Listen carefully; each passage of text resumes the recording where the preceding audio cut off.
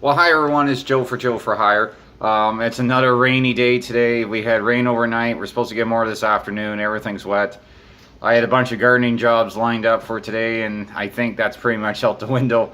I could likely cut a few lawns. I'm like most of you, with all this rain we've been having this spring, the grass is growing really fast, really long. Most of the lawns I'm having to double cut, and I just can't keep up. I've even had a helper a few times help me out. He's great. He's a young kid. He's eager to learn, and man, he doesn't stand around. If I'm on the mower finishing cutting the grass and he's not staying around, he's grabbing the backpack blower, and or he's doing the next thing. So he has lots of initiative, eagerness, I should say, initiative. And his dad and grandfather have helped me in the past with other odd jobs, and it just seems like a good fit. He has a lot to learn still, and I do too, actually, because I'm not used to being the boss. I've helped train my girlfriend to ride the X Mark. She loves that. She does a great job, and it takes time. It's kind of funny because I never thought I wanted to get to this point that I had to rely on other people to help me. But in one way, it's a good sign, because obviously I must be doing something right for having this much business come in, or I'm just too dumb to say no to people. I don't know which. But yeah, the young gentleman, he's working out really well. I'm very happy. I guess the big thing is, if you've never been a boss and you want to be a boss to someone else, just be firm but fair. And he helped me on Sunday, and we went to Tim Hortons, and I bought him a cold drink, and he offered to pay. I said, listen, don't worry about it. You gave up your Sunday to help me, and so yeah, that's working out really well. So, and I also I always ask people when I submit my videos, if you have any feedback, good or bad, let me know. I had one gentleman send me feedback, and it was positive, constructive criticism, as they say. And it's something my girlfriend's mentioned to me before. Basically, the comment was, hey Joe, when you're making your videos, speak more clearly, and so we can understand what you're saying.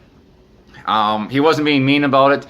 He enjoyed the video. I believe it was a video I did on my my Cub Cadet snowblowers. He goes, keep making those videos. I love to see those things blow snow. And he has a valid point. I know sometimes it's a combination of, maybe I get nervous in front of the camera and I'm trying to ramble things off, or or I should be cutting grass and I'm making a video. I don't know how the other YouTubers do it. They have more lawns than I do. My girlfriend has said, sometimes you don't enunciate things right. Maybe because for me, growing up in a rural setting, and we have our own slang. Another thing is, years ago when I was in kindergarten, I found out I was tongue-tied, and I'm not trying to play the sympathy card. I'm not trying to boost my channel. I'm just saying that's what it was. And when you're 5 years old and you're a quiet kid with red hair, the last thing I needed was to be told, hey, you're different than the other kids, and oh, by the way, you have to go to the hospital to have this fixed. Basically, one of my teachers must have realized there was an issue with my speech. They sent me down to the nurse's room, or the health room, and a couple people, they put some peanut butter on the roof of my mouth, and they said, no, lick it off. And I couldn't reach it with my tongue, and I tried poking my finger in it, and they said, no, use your tongue. And of course I was getting frustrated because I couldn't lick the peanut butter off the roof of my mouth. So basically, when you're told, hey, unlike the other kids, you got something wrong with you, when you're 5 years old and being told, A, you're different, and B, you have to go to the hospital, that's pretty nerve-wracking when you're a kid.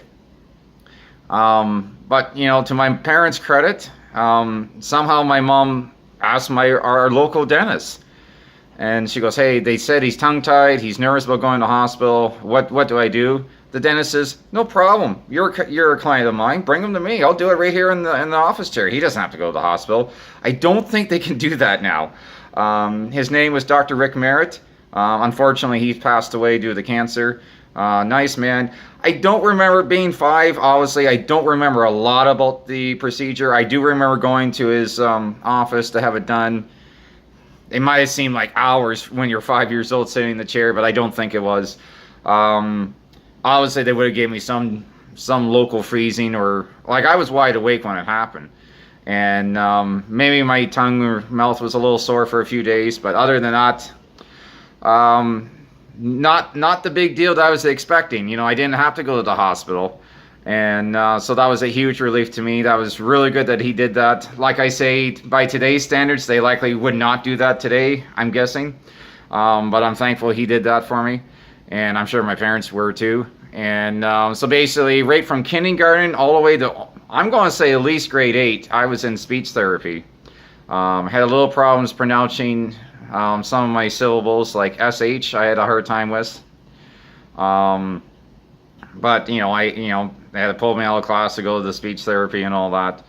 Like I said, not a huge deal. If you hear some of the other health problems people have, that's not even on the radar, because it was, you know, yeah, a big deal. I lost maybe an hour each once a week going to speech therapy. I do realize though, yeah, sometimes I ramble my words, and maybe I don't enunciate as good as I should. A lot of things too. I am becoming popular in this town, and sometimes when I'm out in the street, out and about, making videos, sometimes I gotta be quick making them, because someone else will come up to me, "Hey Joe, how's it going?" And they don't know I'm trying to make a YouTube video. They don't know I'm trying to be the next YouTube star. But it is hard. Allison and I have a hard time going to enjoy a local coffee shop without someone coming down and saying next to us, saying, "Hey, we got to discuss business with you. We need you to cut it along." So a lot of times we'll go to another town, or we'll get takeout. Not that I have like paparazzi following me or anything, but yeah. But yeah, that's basically, I just thought I'd share that. I know a lot of YouTubers want to be transparent or be upfront. I know I have to be better. I see all the good quality YouTube videos are on there. I always talk about making better YouTube videos. Obviously, I don't edit any of my videos. I wish I had the time for that. But yeah. And now on the like I said, the guy he wasn't being mean about the comment. It was a valid comment. I'm glad he mentioned it. Allison's mentioned it, and I'm aware of it too. And like I said, it's kind of hard to take the time to make a YouTube video when you're falling so far behind in the lawns. I enjoy making them, and I have a lot of mentors I look up to on YouTube that I met, well, obviously through YouTube and the GIE and all the online groups I belong to. Originally, I thought, you know, I'd make a YouTube video and then I'd be famous and I get lots of demos given to me, free stuff. But now I realize it's more about giving back to the online community, because they really have helped me, and I really appreciate that. So anyways, guys, I'm not going to ramble on too much about this. Like I said, yeah, sometimes it's a lot of mixture of just where I was raised. We do have slang. I know the biggest thing was the township next to us there's 2 different pronunciations of it. We call it Bazanquit Township, and other people call it Bonsequit. It's like, Bonsequit? Where the hell's that? They go, "Oh, Bonsequit, it's next to your township." "Oh, you mean Bazanquit?" So, or the Asabo or the Asubo, depending what area you're from. But yeah. Like I said, guys, not a big deal about being tongue-tied. Like I said, I was thankful the dentist spared me the experience of going to the hospital. I'm sure the hospital wouldn't have been that scary, but when you're 5 years old, that was a big deal. And maybe I would have got free Jell-O, I don't know. But very thankful he saved me the trip going to the hospital. And I'm always trying to make better YouTube videos. I guess I know I have to slow down in front of the camera, because, like I said, I do ramble on. You know, it's one of those things. You want to put yourself out there and present yourself as like, I'm just not some redneck saying, "Yeehaw, let's cut grass." I'm passionate about cutting grass.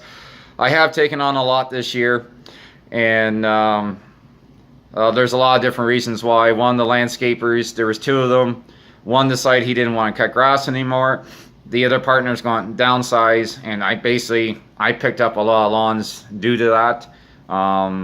It's great because I didn't have a lot of business during the winter, but now I just can't really keep up. So anyways, and the good news is, the exciting news is that I'm at 98 or 99 subscribers now on my YouTube channel.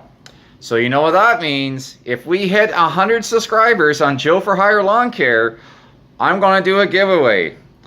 Now, I guess the disclaimer should be YouTube doesn't know about this. None of the manufacturers know about it because, well,